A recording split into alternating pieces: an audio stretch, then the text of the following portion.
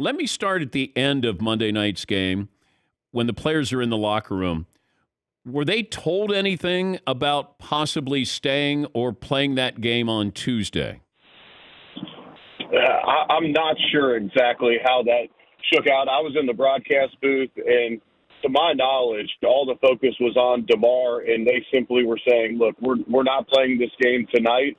And I can't imagine that anyone would have been in an emotional state to play that game within the 48-hour rule that they would have needed to get that game in. What were you told when you were in the broadcast booth about, first of all, Damar's health and then the situation involving going back to Buffalo?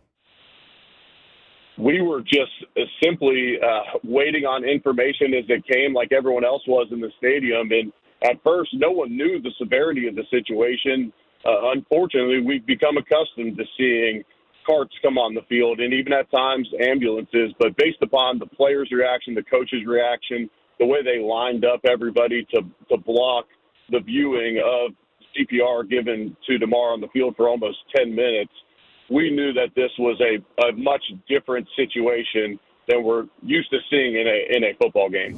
I was wondering, though, we're talking to Eric Wood. He's a former Buffalo Bills center in his fourth season as the Bills radio color analyst. Joe Buck reported a couple of times the players were told to get ready. They had a 5-minute window to compose themselves and resume play. Were you guys told anything about the possibility of them continuing that game?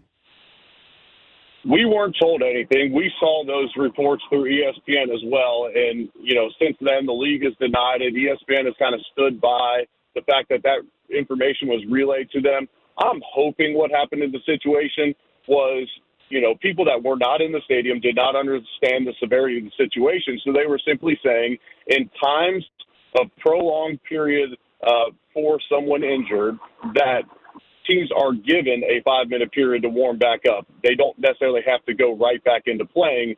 That is simply the rule and not what they were going to impose necessarily on this situation. I'm not sure exactly what was said or communicated during that time.